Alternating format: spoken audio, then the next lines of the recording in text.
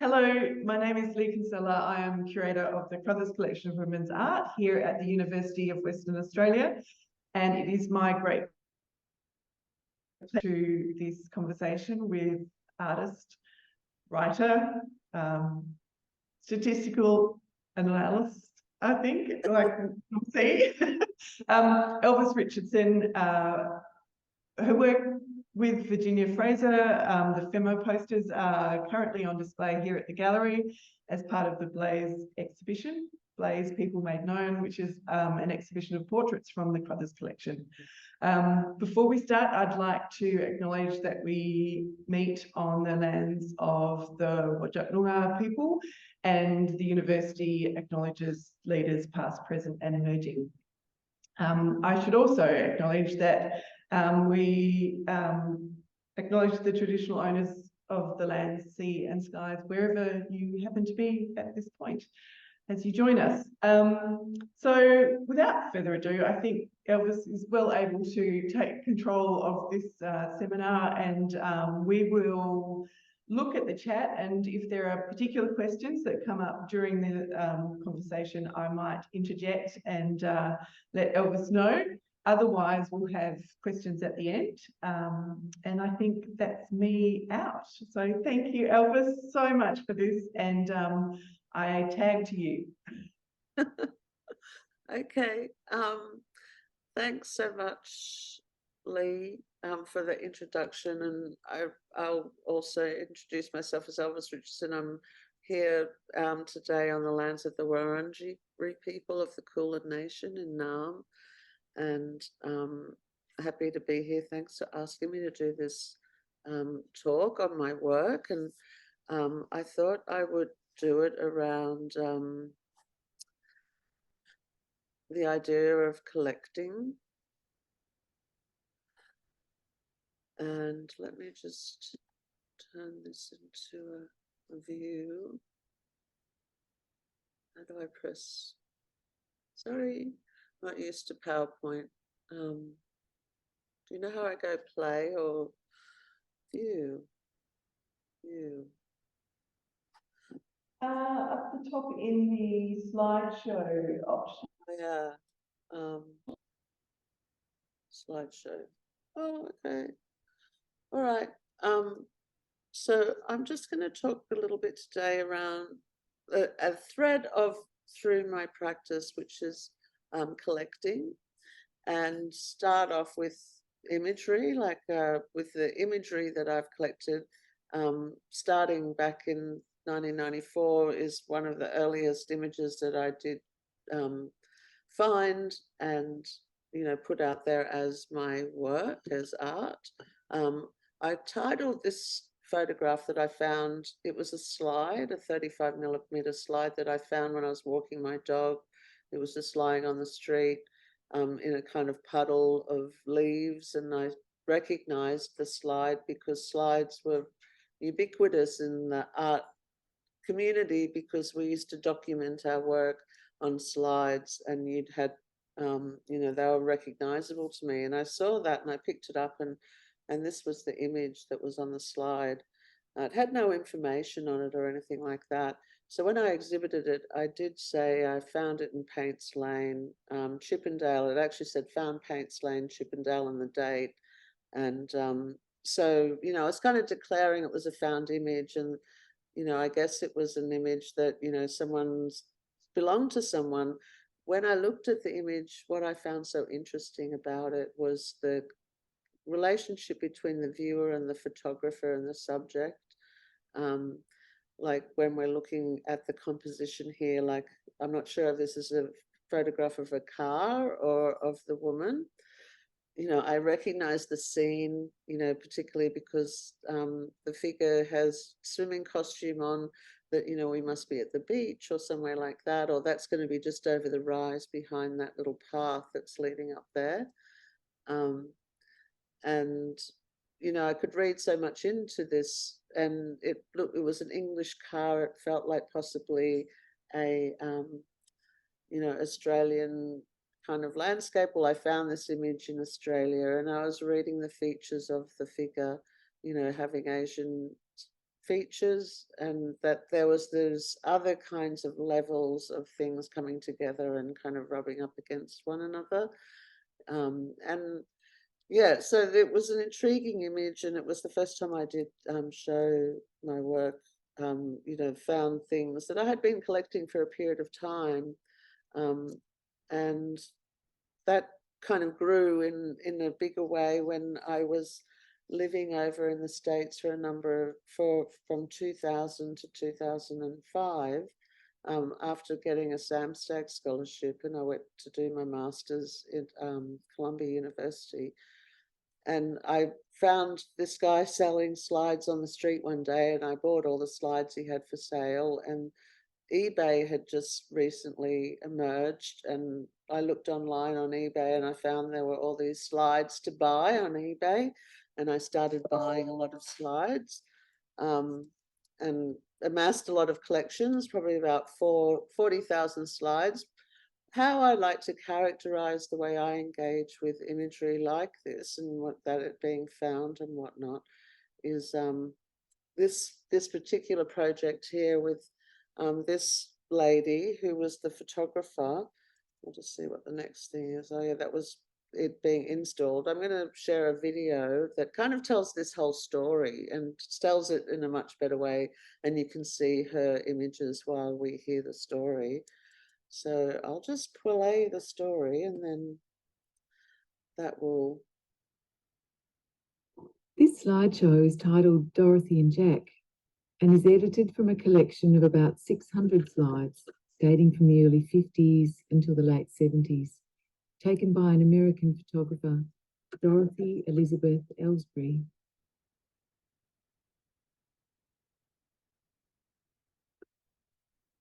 I purchased them on eBay in 2001.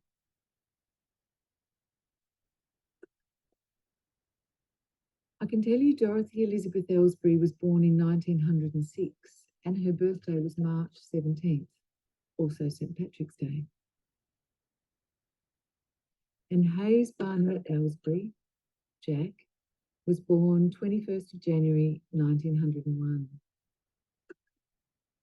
The slides start in 1951 when Dorothy was 47 and end in 1978 when she would have been 72. I have edited the full collection of slides into 2 carousels, ordered chronologically by the date and exposure number stamped on the slide cardboard borders when they were processed.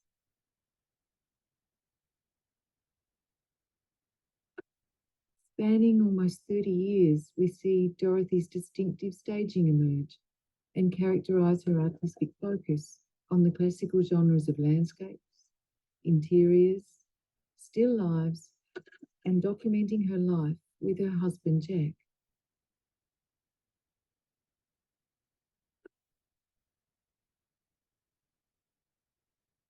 For the first carousel of slides, I selected all the interiors, the heart of which are her dinner tables, decorated for birthdays and Christmas, and always a table set for 2, Dorothy and Jack. The dinner tables are meticulous, created with care and detail so intimate and abundant, with multiple courses accompanied by frosted glasses of iced water. In a few slides, she references her new cookbook, French Cooking for Americans, and she appears to be modelling the idealised dream of a 1950s, 60s housewife.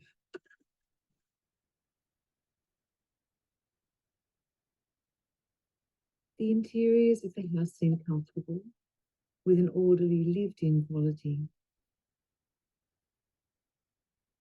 In the beginning, they live in Sacramento City, in the house that Jack built.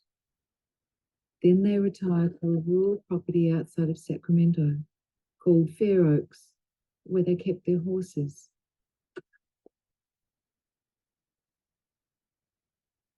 The second carousel of slides feature her husband, H.B. Ellsbury, as she formally refers to him. Otherwise, it's Jack. Jack is most often pictured outdoors in the landscape with his rope-bridled horse, in action cowboy mode as he bravely fords mighty rivers on horseback and surveys the landscape from rocky ravines in the wilderness.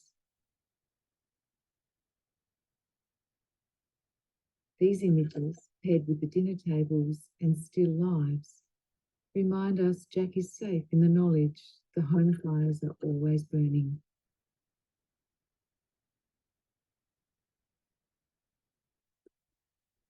Dorothy seems to idealise Jack as the hero, belying the fact she would have been right there beside him on her horse and with a camera. There are only 3 images of Dorothy in the whole collection. 2 she labelled self-portraits, even dedicating one for Jack. And on the 3rd slide she notes, taken by Jack. And it shows a pet bird perched on her finger, absorbing her attention. Dorothy is elusively present, yet absent.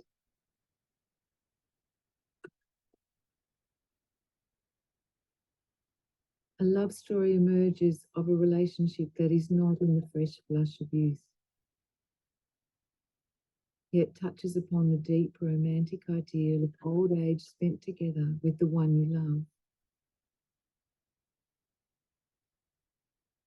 The years pass and we see Jack age. He becomes heavier, looks less flexible, but is always active, working hard outdoors. Dorothy, sometimes a distance away, I imagine standing on their back porch, watching him.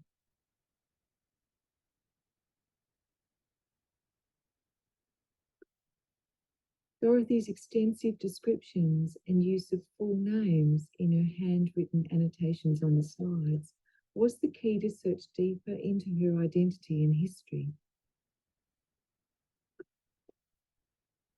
There was something both ominous and compelling for me in taking this step,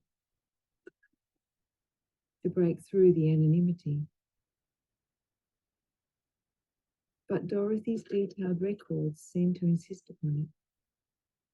She was a photographer and an archivist.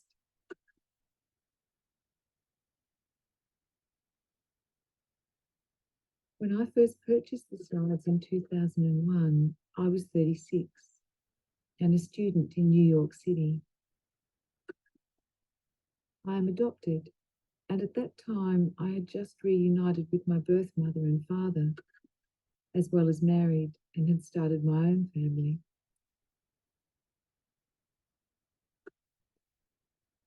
Adoption for me has been an experience that directly informs the way I relate to my collection of slides. It makes me want to keep the remnants of these families somehow together.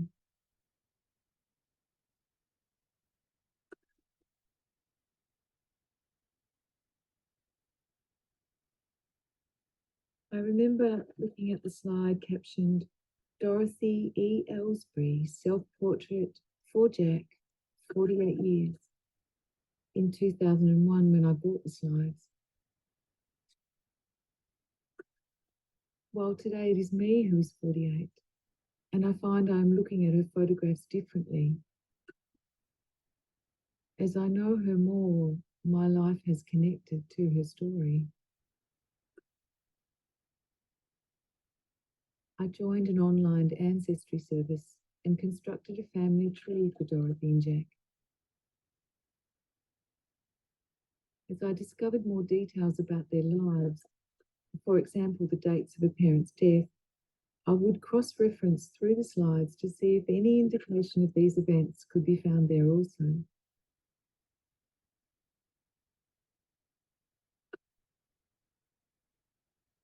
When I bought these slides on eBay in 2001, the seller said they were from a deceased estate.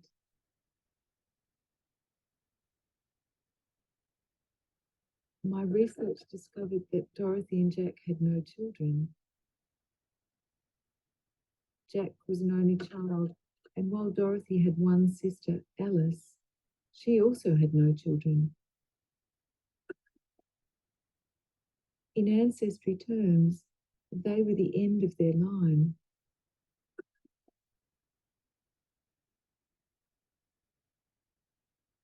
Therefore, it was me who had inherited Dorothy's slides. And recognizing the deep human need to be held in the memories of others has led me to retell the story of Dorothy and Jack in this slideshow.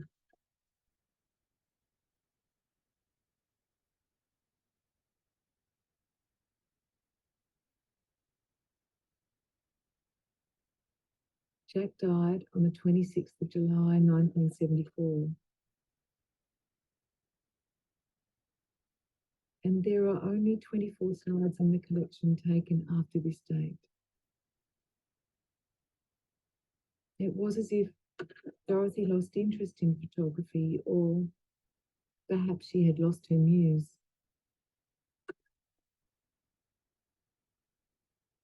In the end, I think Dorothy must have lost her memory before she died from Alzheimer's disease on January 21st, 1994, the anniversary of Jack's birthday.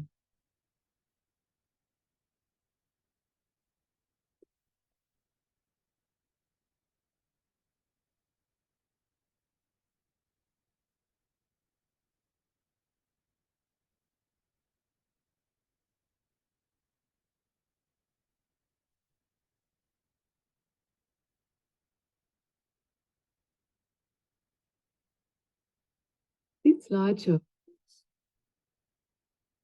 Okay, so that kind of tells a story about that particular group of slides, but also like the way that I relate to the images that I collect in general. Like I'm not, I'm kind of interested in, the identities behind them and finding stories that, are the true stories. Like, so in that instance where I was able to, do some research and I found out this incredible story about Dorothy and Jack, and I've even gone to visit and look at their house that they lived in and their grave. I've been in Sacramento, and I feel a real connection to this couple, and particularly to Dorothy. And like, I guess to this idea of, the slideshow, which kind of people who took slides, they weren't photographs that you would reproduce to put in your photograph album or share in some way like that. You'd have people over and you would give a slideshow. Usually they involve travel and what have you. But, the idea of narration and, that you need those stories to be told when you're looking at the images to kind of understand their full context, and, informs the kind of methodology in the way that I've put that together. I guess in a different approach is the one I have with real estate images that I've been collecting for about a long 10 years. But probably the thing that connects them both is an emotional kind of connection, like and wanting to, with the real estate images, it was a progress in technology where with the obsolete slides that people were kind of selling on eBay because they were getting digitized and moving into the digital realm, in the real estate imagery world, and this is a real estate for sale, the digital realm was kind of opening up these images to the broader public, through our devices. And when I first got an iPad and I returned from the United States to Australia, and, a few years after that, when I got my first iPad, and there was an app where you could look at real estate and you could go around so you could put your search criteria in. So, for me, and this informs Countess and other projects, it was very much like what my economic situation was, what kind of job I could have, how much money I could earn, what I could afford to live, if I could afford a studio. The economics of being an artist are just, wacko in those kinds of ways. So, I'm trying to work all of those things out as I'm a, parent and, what have you. Anyway, I'm looking at real estate, hoping, well, can I afford to buy a property that we can live in as a family? So I had this criteria, it had to have 2 bedrooms, and that was basically it. and it had to be under 250,000. Well, you might think that's not very much. Well, this started probably 13, 15 years ago now. So at that point, it probably was and so the properties we're looking at are all in my search criteria. And I've only adjusted the criteria if my lending ability has changed, which it hasn't particularly. I've put it up into the 300s now. Anyway, so I'm collecting this imagery from real estate. I'm looking at real estate, but then I'm absolutely gobsmacked by the imagery that I'm looking at. And, there are two examples that I've just shown. And this is my Instagram feed. Like most of what with this collection, I kind of share it on Instagram, and I've made other things with it, like videos and things like that. I'm kind of like interested here in photography, the kind of compositions in color schemes, in the formalism and the abstractions of what I'm looking at. I'm interested in the idea of real estate photography in its kind of pure context when we're looking at it in a domain app or a realestate.com app, etc. We're projecting ourselves into these spaces like, oh, could I live there? Or, oh, well, I'd make a little, oh, that could be a good room for, the kid, or, oh, if my whatever, you might be looking at this space and thinking how you might use it. And in a way, what you're doing is erasing what we're looking at. But we're also kind of clocking the kind of socio and economic kind of stratas of living, shall we say, and the humbleness of the kind of images is not the kind of real estate imagery we get sold. I mean, this is the anomaly that might be made a joke of, like the hoarder's house or something that might become a feature article in the real estate section. But how we think of home and real estate, and home essentially is so imbued with these kinds of ways of looking at where we live, the block influence, etc. as well, like apartments or properties in the cities that are kind of more expensive, they're emptied of individuality, because it's every man's. And not that these particular images you're looking at here are packed with individuality, but this one is. I mean, that's such an odd image. And sometimes, I'd look at these images and it's almost like, wow, who's taking them and why are they okay to put up on the internet? Yeah, so that's I called this project settlement. When a title is exchanged, when property is purchased, is called a settlement. That's when the money is exchanged and someone gets to own the title for that land. But it also kind of meant, what do we settle for? Settlement can be something like a resignation or an acceptance of something. It's also, when things are sinking into the ground, and all these other kind of meanings. And that's kind of, those ideas have gone into other works, and that's where that project, this new work came out of, which is called Settlement and the Gatekeepers. I'll just see if I've got yeah. So this is taking found domestic gates. So I'm buying the gates on eBay and Gumtree and Marketplace again, that, are from around Melbourne in this particular instance, where I guess there's a prevalence of, ironwork on different kinds of, whether it's Victorian buildings or, the more modern buildings, and the kind of, the skills and the carpentry skills and the kind of, this kind of making that is prevalent in particular, immigrant groups and what have you. I'm thinking particularly Greeks and Italians, building ironwork kind of gates with lots of embellishments. So I would buy these gates out, and they'd, be all rusty and what have you.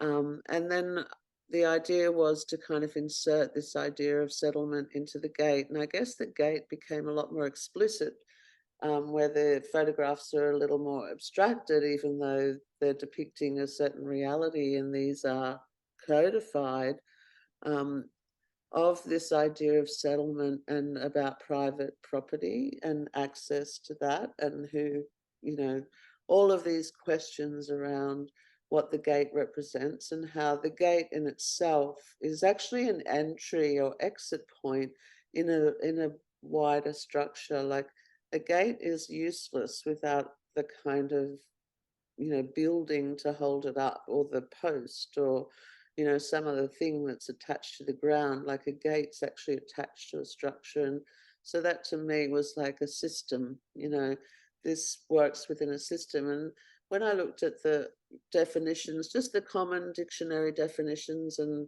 you know, what kind of synonyms came up around this word settlement, you know, we have other words like foundation, resolution, occupation, arrangement,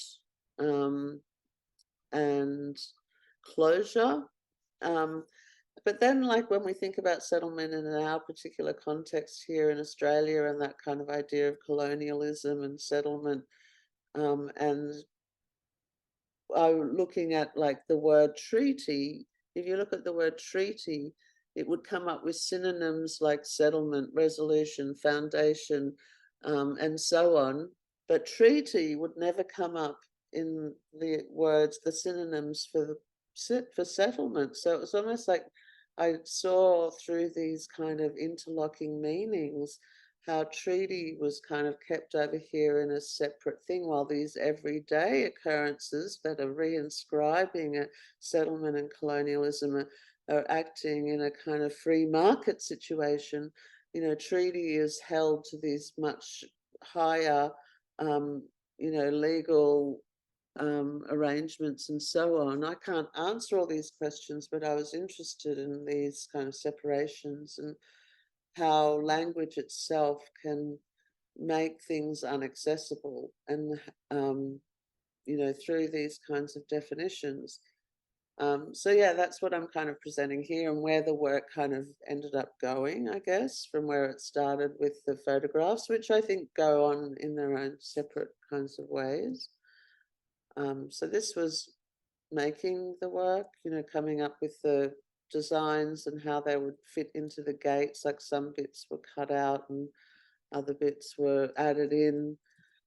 It was one of the biggest projects I had ever worked on. So I have these photos here at the studio, where I paid a fabricator to put all of these designs together. I couldn't have done that myself at this kind of scale in my studio. Here's another photo of the images now. And also this idea of using this pink came about by accident at first, because one of the gates that I had purchased when I first thought of the idea, had actually had a pink kind of covering on it, paint on it. And it really stood out to me, and I just thought, oh, I really like that. And then, so I decided I would keep that gate pink, and then I've kept all of the gates pink since then. What the pink means to me is this kind of feminization of this quite masculine, patriarchal pursuit and project of colonialism, which is what the gates are really ultimately referencing in the context of Australia. And how, you know, the feminine is used to kind of civilize things, you know, to make them palatable, you know, to decorate them, and to kind of, you know, make them approachable and engageable with in some way. And, you know, I guess they're camp and fun, so they have a, you know, something that's really appealing that brings you toward it, you know, visually, and, you know, and then is revealed the kind of more serious nature of what the work is talking about. And I think that femininity is used in that kind of way in that kind of, you know, project and today. So that brings me on to FEMMO, which is what's on show at the Lawrence Wilson Gallery at the moment as a part of Blaze, which is curated by Lee, I believe. And she's hung our FEMMO posters in there. I just had these other images as I was just going through to find a few, some pages that we put in a runway magazine at one point. And so, and these are the covers that we printed as screen prints and in the collection of the Sheila Foundation. And the idea was to do this, you know, the cover of something, so we didn't have to write the whole magazine or do the actual stories, but have the stories that we would want to read. And I guess influenced by, you know, gossip mags and, you know, things like that. And particularly in the kind of language, the exposés, the meltdowns, the kind of scandal of it all. And having just a little bit of fun and poking, you know, being a bit cynical and ironical about, yeah, the art world and, you know, how women kind of fit into that and, you know, engage with that.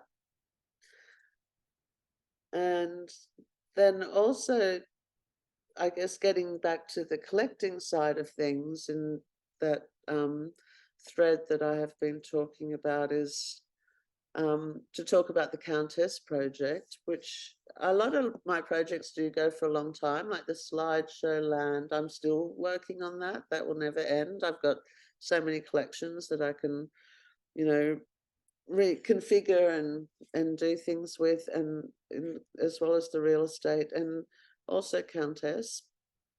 So Countess started off as a blog in 2008. The blogs were like before you had social media. Oh, well, I think, no, Facebook had just come about in 2005, but yeah, it actually, Facebook was the way that you would disseminate this information, you know, by putting a link up there and it getting out that way. But I guess what the internet and the explosion of that in the 2000s and so on was this idea, you know, everyday people, you didn't need a grant, you needed a computer, you needed an internet connection, and you needed a little bit of time, but you didn't need a studio, you didn't need approval, you didn't need an invitation to kind of put something out there if you wanted to. It's the same on social media now in a different, more algorithmic way. So I just started this blog as this way to kind of like anonymously at first write little stories and use data to, you know, show an inequity of what I was seeing in the visual arts, based on this idea that when we go to art school, and we're very much imbued with, you know, when we look at the other end, the State Museum, for example, or a Biennale, we look at most of those artists, most of them have gone to art school, more than 80%, more than 90% have gone to art school or some kind of university. So that's the pool of artists are coming through those things. To be an artist outside of those systems, I think needs to be expanded more, but you know, it is quite restricted in the kind of contemporary professional art world through these educational institutions. So they're very important. And I was looking around at my fellow students at a time when I was learning about the Guerrilla Girls, because I went to university in the 90s, late 80s and early 90s, that you know, about gender equality and using data in a way to kind of like call out the hypocrisy of it. And that was literally what I was trying to do with the blog. And I did that, as you can see, from 2008 to 2017. In 2016, I put out, with the support of the Sheila Foundation specifically, the Sheila Foundation asked me what I would do with a research grant, and I said I would do a bigger survey, comprehensive, of all the galleries that were possible to count in Australia. Now, I basically use websites to count things. As the projects evolve, we do invite you know, ask galleries to supply us with some data for those galleries that do, we understand should be and do collect the data, like the state museums or the major public museums. Yeah, so counting, so in 2016, the first comprehensive national countess report came out, made a really big impact. And, you know, people, you know, I realized that, you know, it was something that probably needed to continue. And today I work with two other women, Miranda Samuels here and Amy Petrovic, and we've just got a new member in the last year, and that's Siobhan Wright. Oh, who is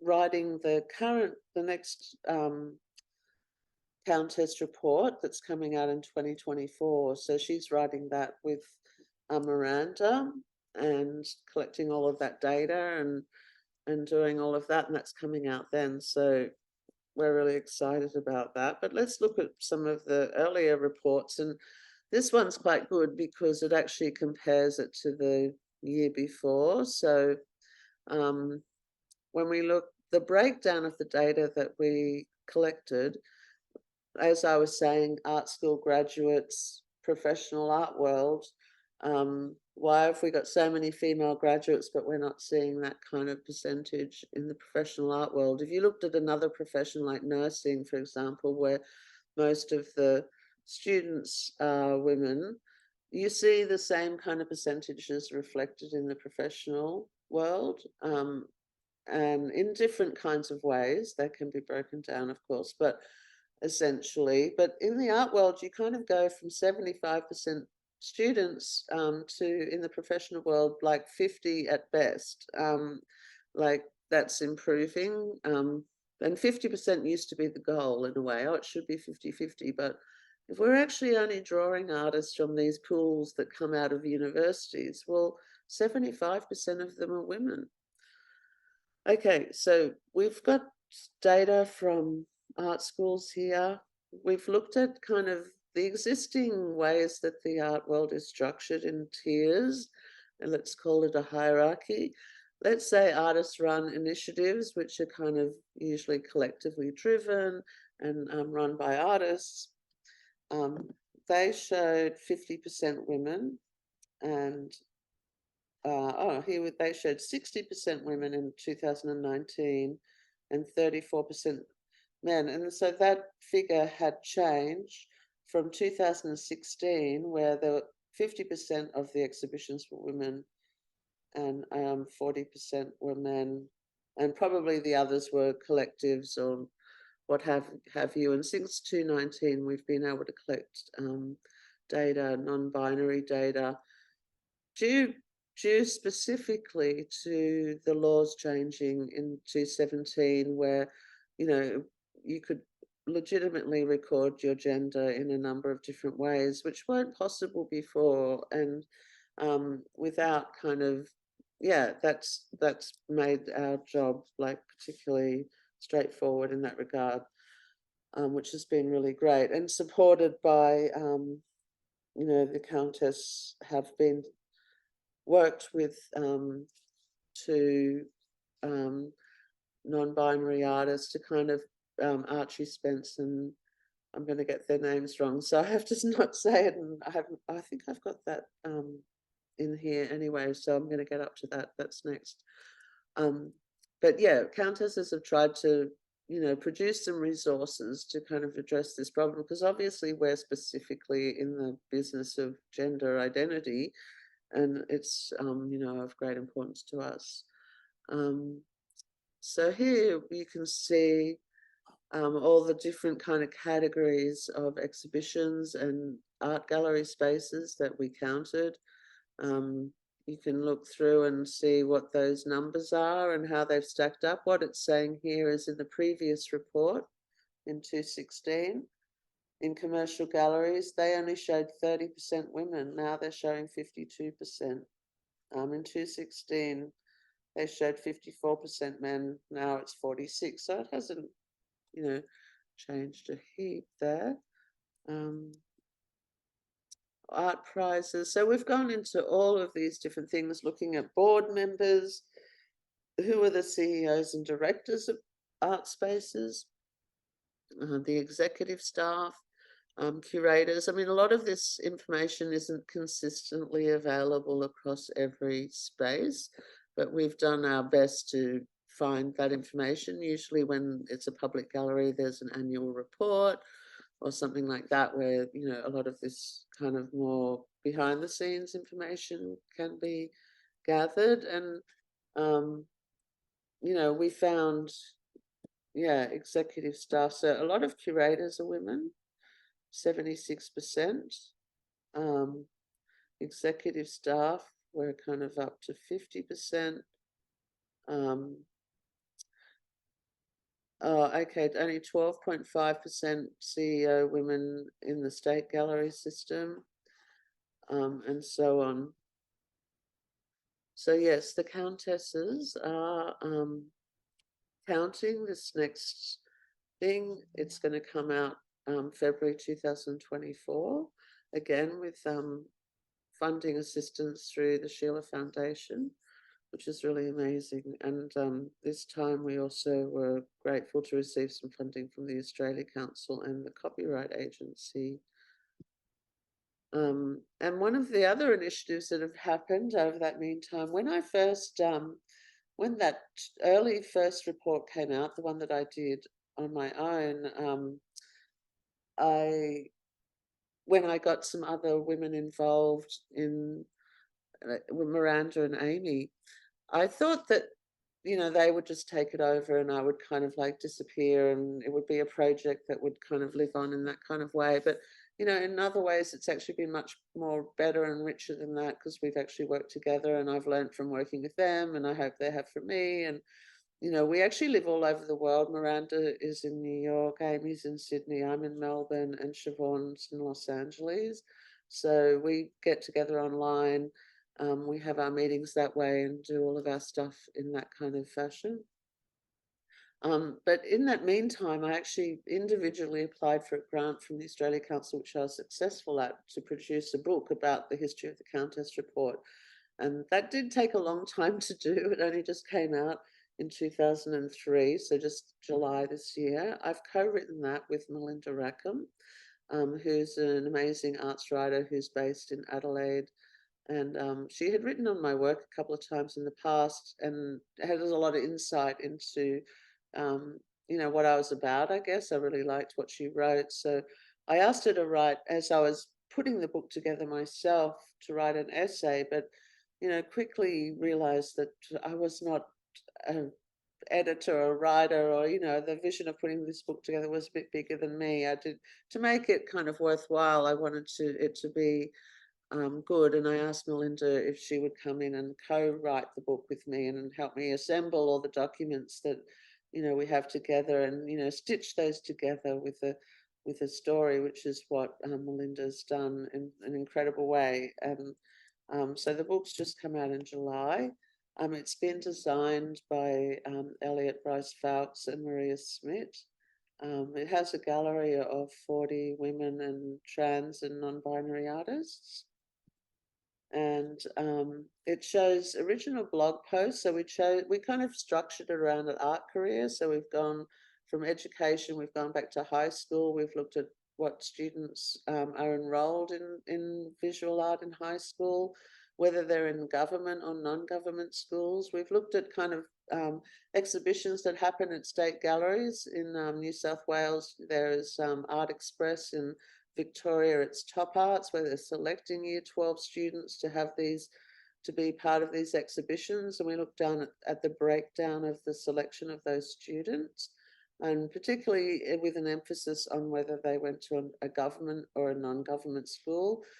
Over that time, we found that that there were more government schools were educating more artists 20 years ago, because we have this data over 22 years. And at about 75%, and now it's about 53%. So more people are doing art now, or about the same number, but more of them are being educated in the non-government school systems.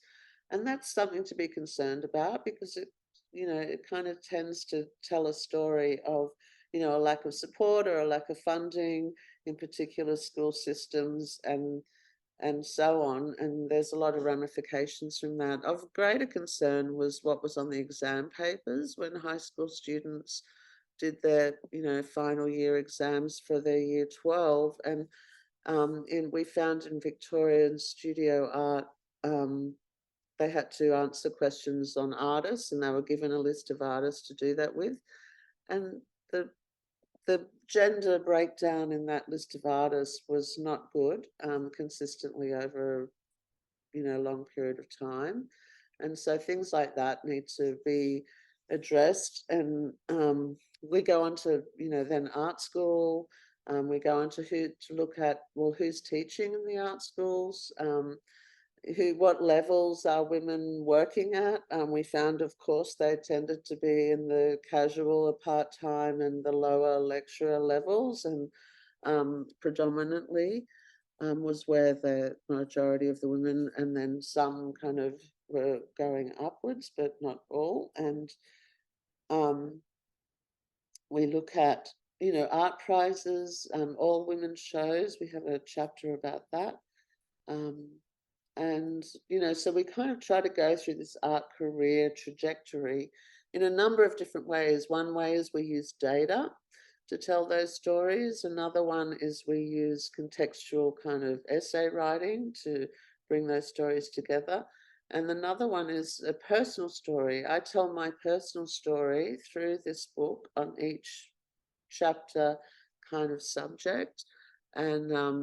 And that brings that kind of emotional content to the book, you know, where you see the impacts of these things on an individual. And then at the end of the book, we have like a timeline of all the activities that Countess have done over that time. I'm really proud of the book. You have to write your own history. That's okay. I think we've put together such a beautiful object, particularly the designer's work on assembling the book and what it looks like. It's very appealing. And yeah, so that's the last slide. So that's where I could finish my talk.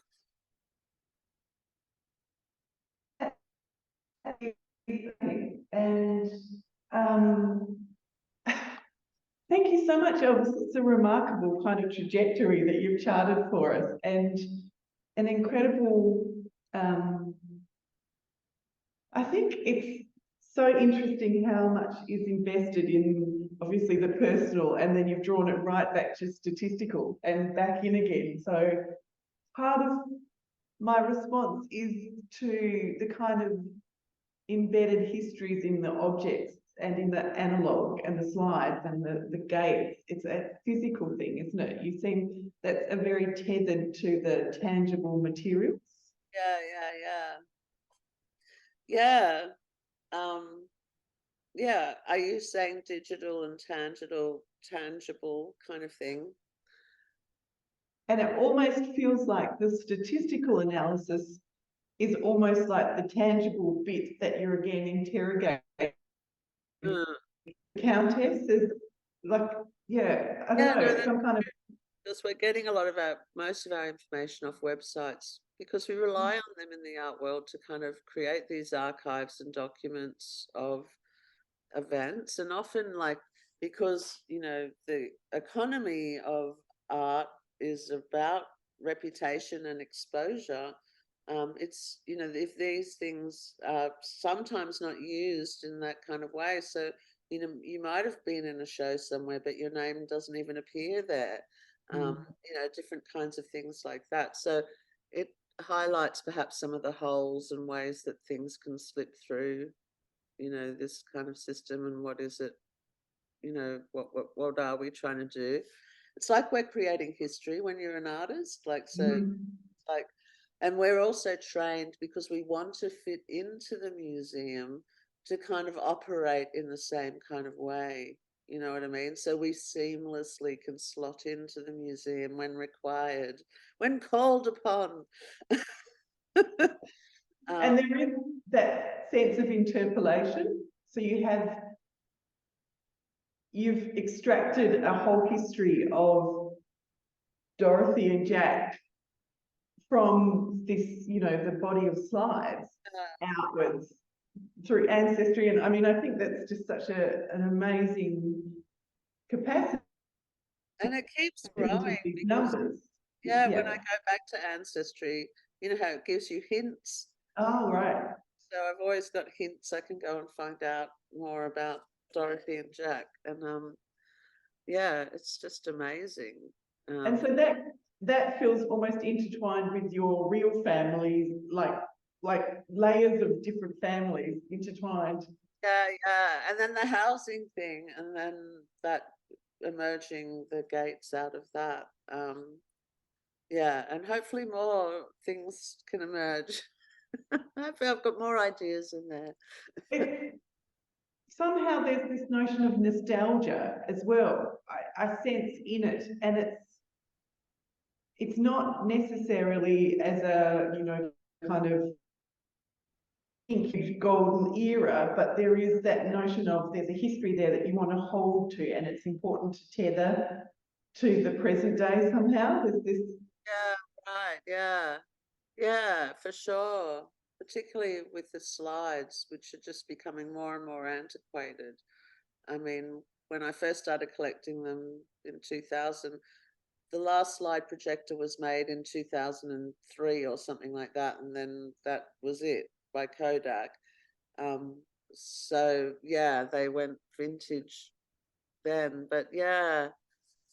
I love that you have to explain in your presentation now what these things are, because for many of us, they're so familiar still, but so many, you know, operating in the world today, have no sense of how they work, and that they were created for that purpose, to be projected. Yeah, and when they were projected, there was a storytelling element to that, yeah. So it is interesting how these models morph and change as well, and because I think that happens now on social media. Yeah. That analog to digital is interesting, even in terms of the FEMMO posters, the screen printed of what looks like a glossy, shiny, you know, kind of cutting edge, beautiful contemporary art mag, screened on fabric. So that, I think that was yeah, that was just something that emerged through, you know, one's networks, I suppose, in terms of making, because they were printed by spacecraft, and Virginia had a relationship with them and had worked with them before, and yeah, and they do a lot of their stuff, I think, exclusively really on fabrics. So out there, but it was really nice talking with them, because their idea was to wallpaper paste the works to the wall, and which is what we did in different iterations when they were exhibited. Yeah. It's a very, very good, because threads that you can see off the bottoms and the edges of them, because we haven't framed them, they're just pinned. So they sit with a few creases, and like there's something in the material as well in this. Yeah, they can be ironed and stuff, by the way, like it's, you know, it's hard wearing. Watch them. We're not you probably shouldn't, because I think we signed them, and that might you both signed them, and they're very, very beautiful, unique objects. I think also you know, that network and relationships, the portraits as the 6 photographs with the different kind of incisive commentary also alludes to that network of relationships and the ecosystem that, you know, you and those artists operate within, which is it's a wonderful multiple self-portraits, really. Yeah, it's true. Yeah. So they sit very comfortably in the portraiture show, but obviously there's that incisive and critical kind of analysis that goes with it in a very humorous play with the text and the image. So yeah, It's a very beautiful one, but you obviously operate very comfortably in text and image. Yeah, it's one of my favorite things. And pie charts. Yeah, pie charts, yum yum. Pie I have eaten. I love, my favorite pie chart is pie I have eaten and pie I am yet to eat. Very important pies all round. I love yours too. The fact that you're got a self-portrait in there. Well, that was one of the things I said to Virginia when we were coming up with it. I said, we have to be on the cover. Like, you know, I guess I was also, it was also partly a bit of a response for me because, you know, Countess at that time was erasing me as an artist. It was kind of like, even to the point where I was asked to come and do art, you know, do this commissionly thing somewhere. And then when I sent them the stuff and they realized it wasn't Countess, they said, oh, we thought you do some Countess stuff. And I was like, oh, well, I work with other people and, you know, you approached me. I didn't know. Yeah, you never said anything like that. And they didn't even do my project. Oh my goodness. Because it wasn't Countess, I would have got someone else. But I just, so I think I was like, we've got to be on the covers was part of that idea, which was a big thing for Virginia because, and you'll notice her portrait is the most enigmatic of and she didn't like her visage being anywhere, so that I take that as quite a coup actually to have her picture there. Yeah, and it's so beautiful to have them all six up together. As a kind of legacy of that moment, maybe. Yeah, I think so. Yeah, for sure. And in the space, they're hung opposite the work of a fantastic Wongatha Indigenous artist, Susan Cooper Wyatt. And so she has represented Indigenous leaders, and it's that same sense of inserting important people into this space for the commentary and for that conversation and for that sense of legitimacy to be part of these kind of narratives and broader stories. Yeah, for sure. Plus the warm tones, you know, all these kind of oranges, reds, yellows, they're fantastic together. Yeah. Thank you so much. Well, thank you. One question I was going to put to you, because it's on your poster, is Elvis Richardson a career feminist? Oh yeah, I thought that was really funny, you know, like being a career artist, or you know what I mean? Like it's like a bit of a put down, it's a double backhander. Especially when you've got your multiple streams of practice. Yeah, or how people use a cause, you know, for their own and you know, whatever, glory or something. I mean, we're having a dig at artists in the art world in this magazine, and I guess we're putting ourselves in the firing line a bit as well. Yeah, and that's what I like about that comment. It is very, you know, it's the backhander at myself. Yeah. Well, I think we all read into it and think, oh gosh, was that about me? So we're all implicated. Yeah. So let's wrap it up. But thank you so much. It was just a brilliant kind of expose of your practice and your many streams of practice. So thank you so much. It's incredibly generous of you, and it's added much to the context around the FEMMO posters that we have. And we're so lucky to have in the Brothers collection. So thank you on many fronts. No, it's so good.